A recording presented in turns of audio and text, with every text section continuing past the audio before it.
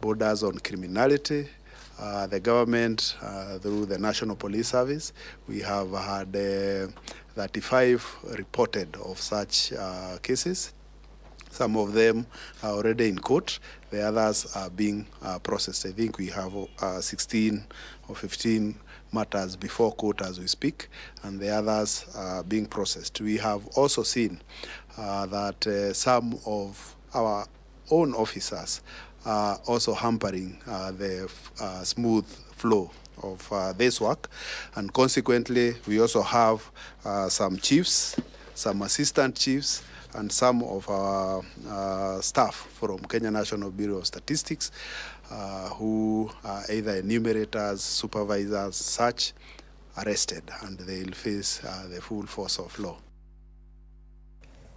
So that's the Principal Secretary in charge of Interior and Citizen Affairs, the new renamed department. And he's talking over 35 cases that are in court. Just to give an overview of what that is, there is a chief in Ilchamus, as well as a member of County Assembly, who are arraigned for inciting locals to boycott the census. There's a suspect in Juja by the name Nelly Kinja, who was taken to court for insulting an enumerator and chasing them away from her home, essentially stopping them from carrying out the exercise. There have been several other cases of insecurity at different parts of the country, including your county, Kisumu. In Maseno, there's an enumerator who was gang raped. But not gang, it was outside, on her way home. Yes, on her way home. No, of course, not while executing that. You said there's a... Yeah. A man was killed yesterday. A man was killed. Okay, so let's begin. The chief who had his thumb bitten off. Oh, yes. So there are a lot of those cases. So let's begin from the beginning. Have you been enumerated? No, I haven't. I'm hoping they'll come to my house at some point. Senator Dulo? I have. I went to the county to make sure that I've taken my numbers to my county. And I have a reason. When were you enumerated? First day. By 8 o'clock, I was enumerated. Why was it important for you to do it in your county? Of course, as a leader. I have been asking them, make sure that you've been counted. Have you also been ferrying buses like some of your colleagues? No, I can't. So there is no way that I can sit in Nairobi and ask my people, come out and be counted. You have to show I have to show by example. Okay, Senator Sijen, have you been enumerated? I haven't. Me, I've been in Nairobi. Of course, I contested in Langata in Nairobi. So this is my zone. I've not been counted. And I'm actually worried because I've detained so many things. I'll be traveling soon, and many people also will be traveling up and down. So I don't know how they're going to do it. I have been counted, and I think what you're discussing here is all wrong. It doesn't matter where you're counted. The whole purpose is for you to get counted. And this is where the politicians are actually missing it. You know, when you're counted, you should ideally be counted where you live, okay? Because that will determine the amount of money or the amount of money that's going to come into that particular area. Now, if we want to transfer or transport people to go and be counted where they do not live, and they will definitely come back to live, for example, in Nairobi, when they'll be straining the services, when their numbers have already been counted somewhere else and improved the amount of money that's going to that area. So it doesn't matter where you get counted, just get counted. Where were you counted at? I was counted in Nairobi, and I was counted on Sunday night. And I was counted by one of my constituents. And I think he was just fantastic. He did a good job, and he was very polite, and he seemed to have been well trained, and I enjoyed the session. Yes. And so let's begin from that conversation that politicians, including Senator Dulo, are telling people to be counted at home, but of course she says that she has not been ferrying people there.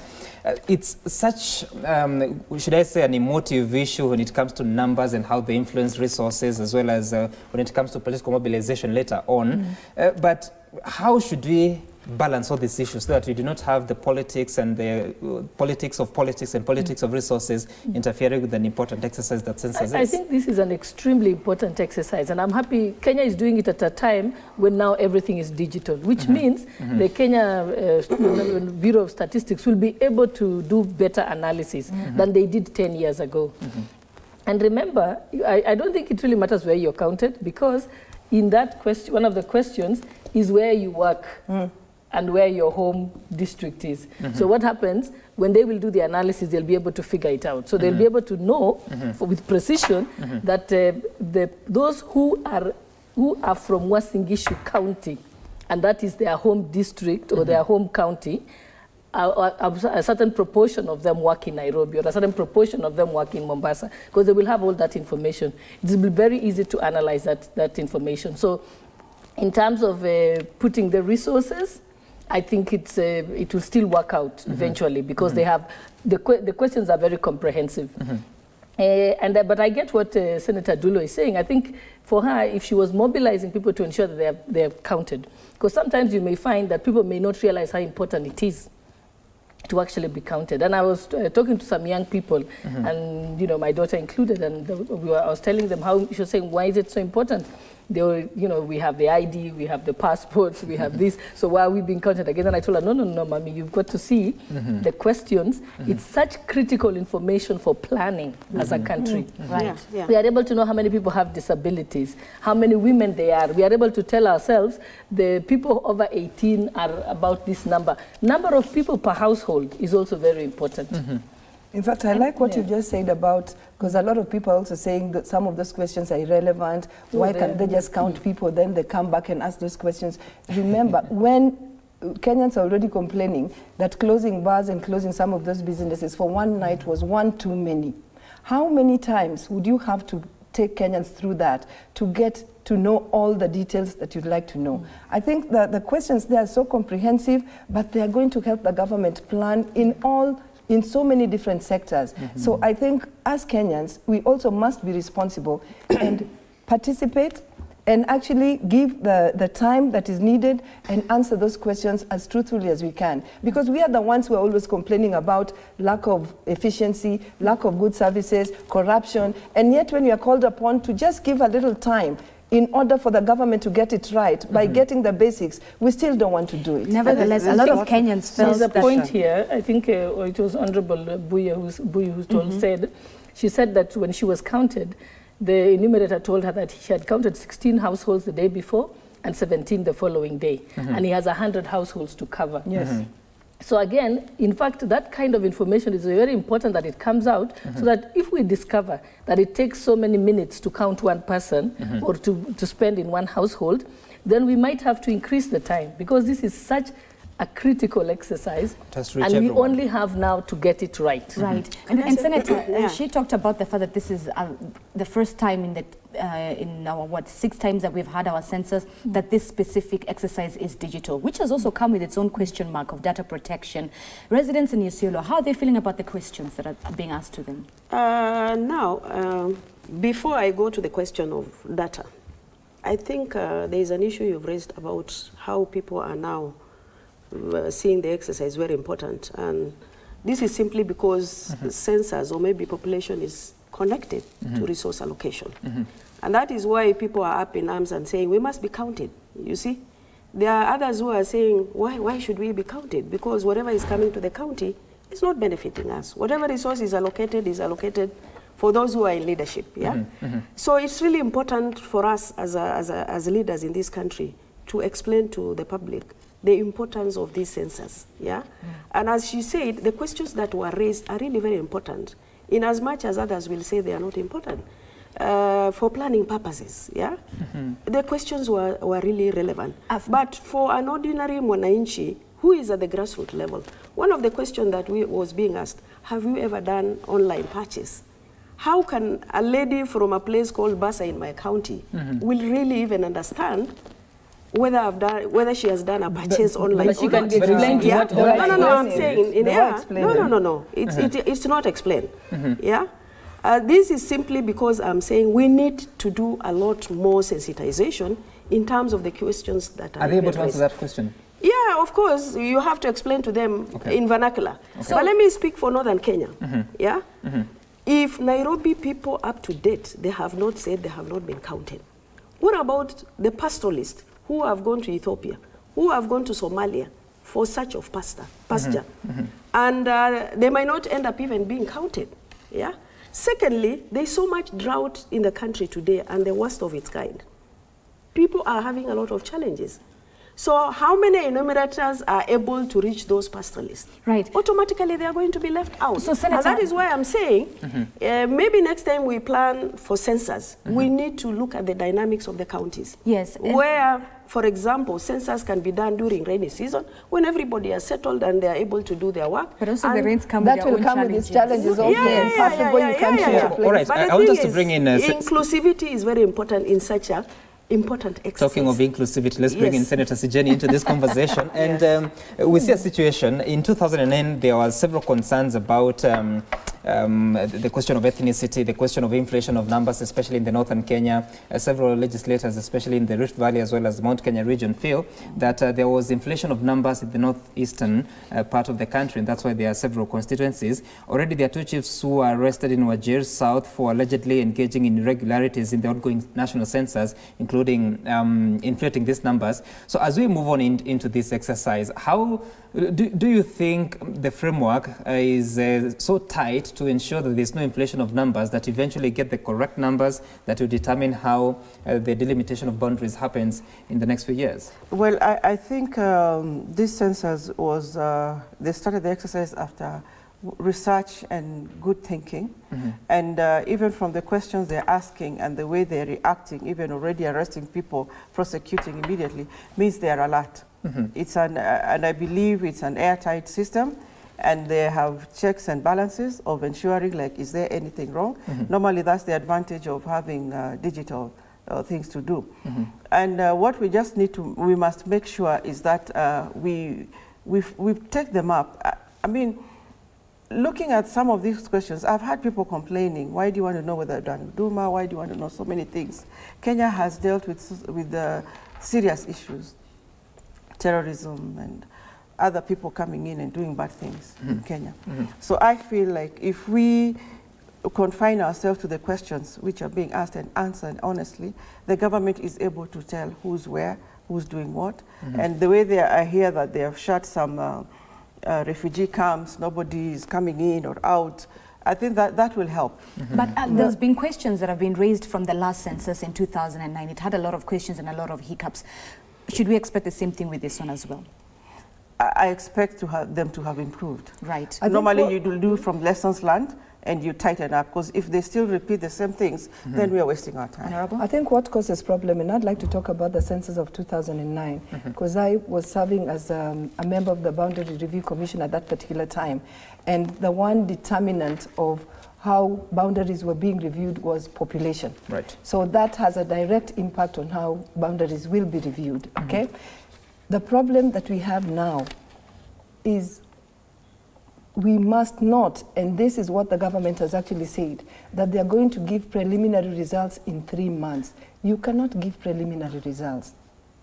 Why don't you just count, do whatever you've done, and when you give results, those are the results. Why am I saying this? Preliminary means what?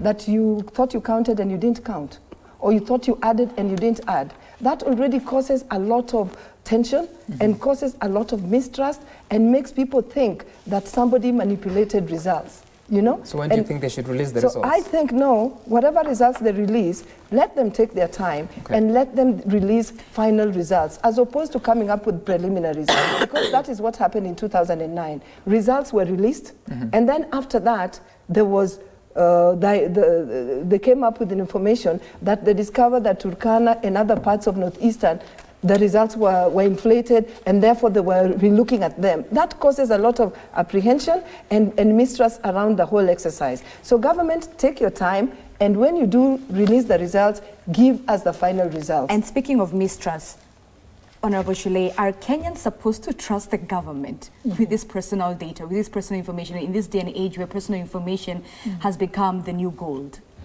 No, I think we can trust the government. With our personal data? Yes. That they will not be selling it to a third party? In fact, I would worry about, I worry more about my personal data in the hands of private firms. But when it's with the government, it's much safer. I think if you ask me between the two, I'd rather have it than have it with Safaricom, and with the government. And in any case, a lot of the things they're asking there are not anything that can be prejudicial to you. Just your ID, that's the most... Yes, I think maybe just to add on what you have asked about whether there is improvement in terms of the kind of questions that were asked. I think this time round, the information that you are required to provide is so much so that somebody cannot be able to sit there and cook. For example, you are asked about your name, your mother's name, the level of education, when you are born, you know, all that information is required from an individual who is being counted. So I believe, as she said, we are able to provide information, and we trust the government with the information that we give, especially the data. And of course, the government already has our data. When we were actually acquiring ID, when we are acquiring passport, and they have their own mechanism of also getting information from us. But there's one point I really wanted to raise that we raised as people who have boundary dispute issues that is really coming out, where we have asked the government to sort out those issues, which have not been resolved up to now. A very good example is my county, between us and Garissa County, where the chiefs, the police officers, the MCAs are forcing people to register where they are not supposed to register. And it's good that actually Ministry of Interior... To register for what? To enumerate. Enumerate. I mean, to be counted in a county that they don't live in. Right. Yeah, but there's no harm because you indicate your home county. Even if I was in Mombasa, I can be counted in Mombasa. Let's just listen to her, because you look at the case of Nairobi County, very few will call Nairobi their home, but the numbers influence the 17 constituencies we have. Just continue to make your point. No, my point is very clear. The issue of population linked to revenue is important to us, especially the counties where we have fewer people. And if we have boundary dispute where another county comes in and count people in our own county, then it raises a lot of eyebrows. Can I say this, Sam? Right. Let us, you know, where you are counted, it matters a lot. just listen to this, the way the questions, and I'm saying because I've been counted, the way the questions are put, you are actually asked, where were you on Saturday? Did you sleep here? Yes. So I slept in Nairobi, for example, because I just come back from a trip. I slept here. 1 week preceding the 24th, where did you sleep? You say where you slept. Where were you born? You say where you were born. Did you ever move out of that place where you were born? Yes. When? You say when. You went to, you know, reasons, or because I was going to school. And they but even where know do you your home normally states. stay? So it doesn't matter where I'm counted. They have all those details. So when they are placing the data, they will know exactly.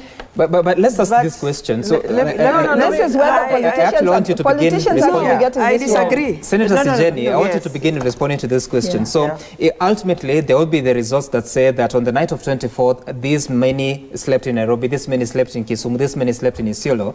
So when it comes to determining what population will be useful to CRA, the Commission on Revenue Allocation, in allocating finances or but resources, those men who slept then do not necessarily live in Nairobi. That's what I'm asking. What figure would they use to determine how much should go to Isiolo County?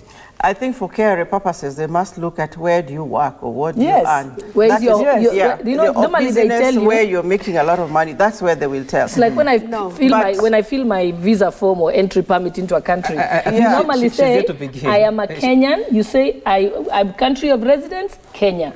Okay? And then you're here for how many days? 10 days business. So usually. But they're not asking the country of residence. Just listen to what they are asking. They do. I haven't been counted, so I don't have the benefit of the questions. Simply because the question reads, 2018, where were you? Of course, if I'm in Isiolo or maybe Nairobi, I'll say 2018, I'm in Nairobi. Yeah? And that clearly shows that I'll be counted as a resident of that particular county. Right. And it's good people to understand where I'm... but I think don't. Just listen to me. Let me say give out my opinion. We have a dispute between ourselves and Garissa County, where some of them, they are saying this is Garissa County, not Isiolo County. Yeah? And as we are saying, those who are in Isiolo County, they should be counted as Isiolo people. Those who are in Garissa should be counted as Garissa people. Yeah? That is where there is a dispute. And it must be resolved because clearly the population is linked to resources. Yes. But that is why, so that is where I am actually raising that issue, which is very important. No, that is and true. I know, Mheshimiwa, just give me time.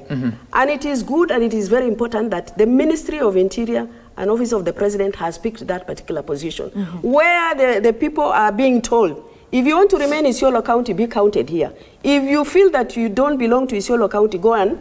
I don't even think the government can do that, because the thing is, listen, the thing is, those questions, you are, like, for example, if I'm in Garissa and I belong to Isiolo, if I slept in Garissa on the 24th night and I'm being counted in Garissa, there are questions in that document that will actually end up showing that I actually come from look at the people who are being counted yes, at the airport. that is Ladies, 1 minute. Just from this conversation that I am seeing, the issue of distribution of resources seems to be a very big touchy issue. And politicians are the ones fueling it and getting it wrong. So then that leads me to my next question. That leads me to my next question. Judith, I'll start with you. Then how will this census, how do you see this census, the numbers and the information that's going to be derived from this, how will that influence Punguza Mzigo bill and any other bill, including yours, Shule, as well as the BBI and the 9 pointers?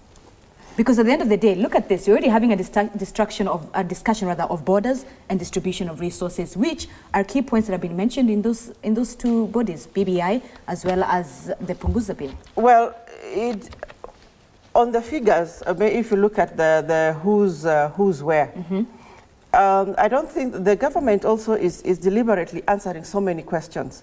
Let me just start by the issue of, like, people are counted where they're going. You see, there are people who are at the airport, there are people who are in hospitals, they're being counted. But in that question, they're saying where they come from, what they do. Even before we come to the revenue part of it, the government also is deliberately trying to see who are these people who bought fake citizenship, or who said, like, you see, the migration, there's a lot of monkey business which was going on. You go and you say you're a citizen of Kenya, and there's nothing to support it. And I think that's why they're deliberately going far away like that.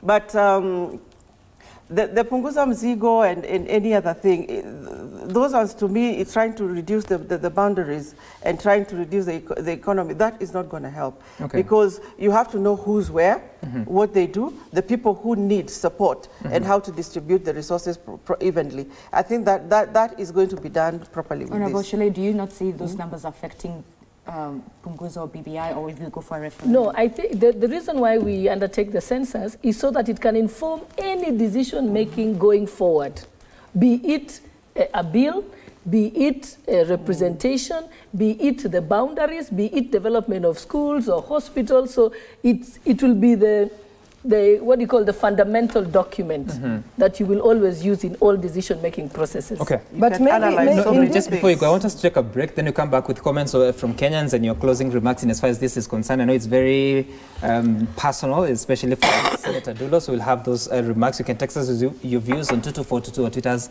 Citizen TV Kenya. The hashtag to use is Daybreak. Back in a moment.